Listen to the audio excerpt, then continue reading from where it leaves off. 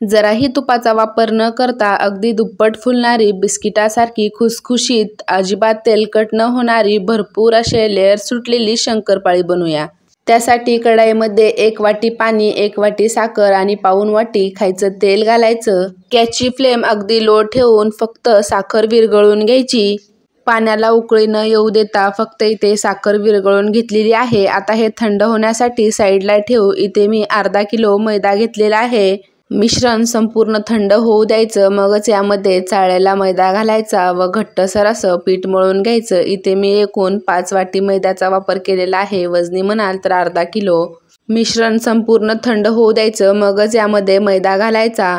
मिश्रण कोमट असताना जर यामध्ये मैदा घातला तर शंकरपाळी खूप जास्त कडक होतात। पीठ मळून घेतल्यानंतर ते 10 ते 15 मिनिट भिजण्यासाठी ठेवायचं। छान असा मैदा फुललेला आहे। शंकरपाळ्यांचा डिटेल व्हिडिओ चॅनलवर आहे, फोटो खालच्या त्रिकोणावर टच करून पाहू शकता।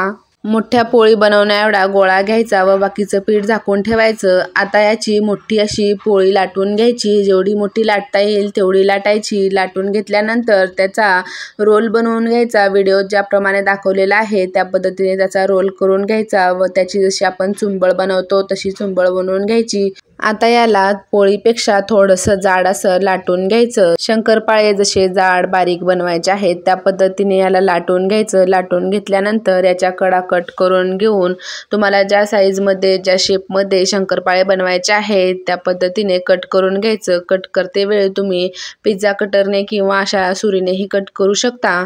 इथे माझी पहिली बॅच बनवून झालेली आहे। आता हे तळून घेऊ। तळण्यासाठी तेल अगदी मध्यम गरम ठेवायचं व गॅसची फ्लेम मीडियम ठेवायची। मीडियम गॅसवरच शंकरपाळे तळून घ्यायचे। गॅसची फ्लेम वाढवली तर ते वरून तर तळले जातील पण आतमध्ये कच्चे राहतात व लो ठेवली तर ते तेलातच विरघळतात। इथे पाहू शकता शंकरपाळ्यांना भरपूर अशा लेयर सुटलेले आहेत। हलक्याशा बदामी रंगावर आले की याला काढून घ्यायचं, कारण तेलातून बाहेर काढल्यानंतरही याची तळण्याची प्रोसेस 1-2 मिनिट चालूच राहते व नंतर हे खूप डार्क रंगाचे होतात।